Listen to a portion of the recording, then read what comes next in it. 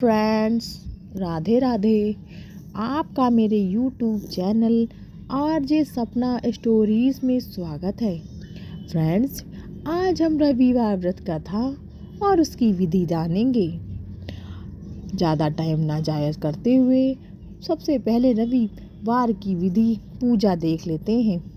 सर्व मनोकामनाओं की पूरी करने वाला व्रत है श्रेष्ठ रविवार व्रत। इस व्रत की विधि इस प्रकार है। प्रातः काल स्नान आदि करके निवृत्त हो स्वस्थ वस्त्र धारण करें।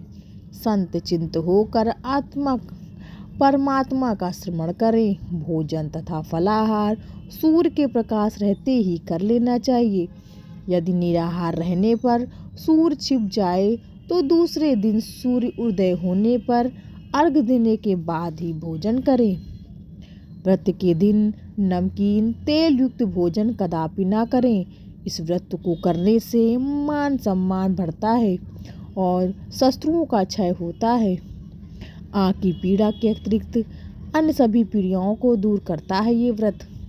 चलिए दोस्तों, कथा पढ़ते हैं।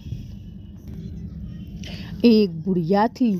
उसका नियम था प्रति रविवार को सवेरे सवेरे स्नान आदि कर घर को गौ के गोबर से लीप कर फिर भोजन तैयार कर भगवान को भोग लगाकर स्वयं भोजन करती थी। ऐसा व्रत करने से उसका घर अनेक प्रकार के धन धान्य से पूर्ण था। श्री हरि की कृपा से घर में किसी प्रकार का विघ्न या दुख नहीं था। सब प्रकार से घर में आनंद रहता था। इस प्रकार कुछ दिन बीत जाने पर उसकी एक पड़ोसन, जिसकी गौ का गोबर बुढ़िया लाया करती थी, विचार करने लगी कि यह वृद्धा सर्वदा मेरी गौ का गोबर ले जाती है, इसलिए अपनी गौ को घर के भीतर बांधने लगी।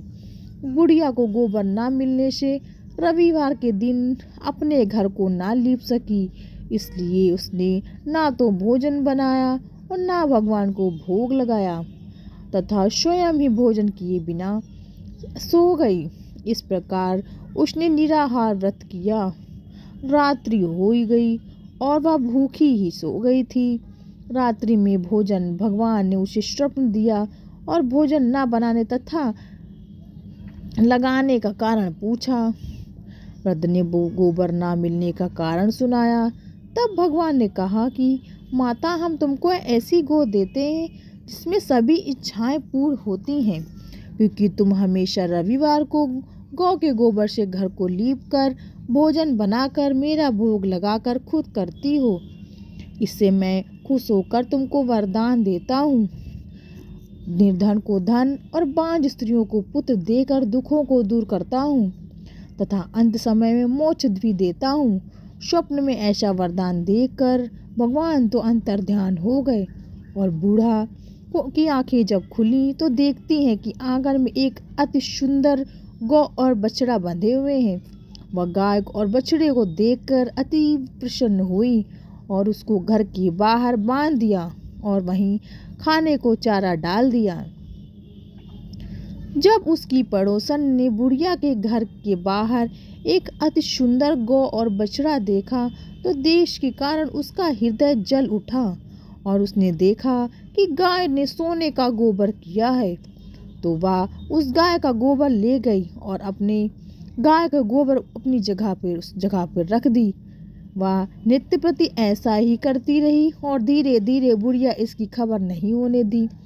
वह सर्वव्यापी ईश्वर ने सोचा कि चालाक पड़ोसन के कर्म की बुढ़िया ठगी जा रही है, तो ईश्वर ने संध्या के समय अपनी माया से बहुत जोर की आंधी चला दी। बुढ़िया ने अंधेरे के भय से अपनी गौ को अंदर बांध दिया। प्रातः काल जब बुढ़िया ने देखा कि गौ ने सोने का गोबर दिया है तो उसने आश्चर्य की सीमा ना रही और वह प्रतिदिन गौ को घर के भीतर बांधने लगी।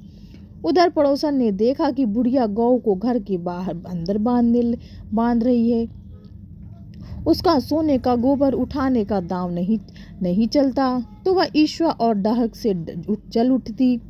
और कुछ समय ने देखा, पड़ोसन ने उस देश के राजा की सभा में जाकर कहा, महाराज, मेरे पड़ोस में एक वृद्धा है जिसके पास एक गाय है जो आप जैसे राजाओं के ही योग्य है। वह नित्य सोने का गोबर देती है, अर्थात उस सोने से प्रजा का पालन करिए। वह वृद्धा उसने सोने का क्या करेगी। राजा ने यह बात सुन दूतों को वृद्धा के घर में से गौ लाने की आज्ञा दी। वृद्धा प्रातः ईश्वर का भोग लगा भोजन ग्रहण करने जा रही थी कि राजा ने कर्मचारियों से गौ खोल कर ले गए। वृद्धा काफी रोई चिल्लाई, किंतु कर्मचारियों ने सक्षम कोई कुछ नहीं कहा। उस दिन वृद्धा गौ के वियोग में भोजन ना खा सकी और रात भर रो रो के ईश्वर से गौ को पुनः मांगने की प्रार्थना करती रही। उधर राजा गौ को देखकर बहुत प्रसन्न हुआ, लेकिन सुबह जैसे ही वह उठा महल गोबर से भरा दिखाई देने लगा।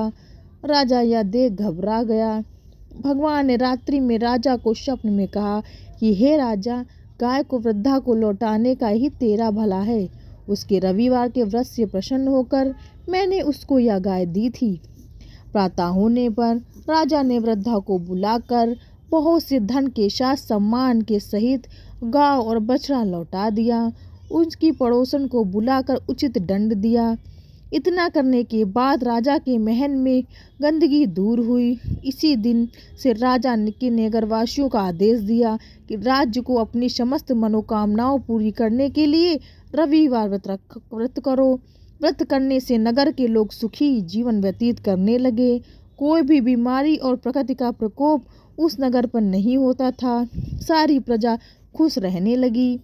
तो फ्रेंड्स, कैसी लगी मेरी ये आपको कहानी रविवार व्रत कथा। अगर आपको अच्छी लगी हो तो कमेंट बॉक्स में कमेंट करके ज़रूर बताइएगा। राधे राधे।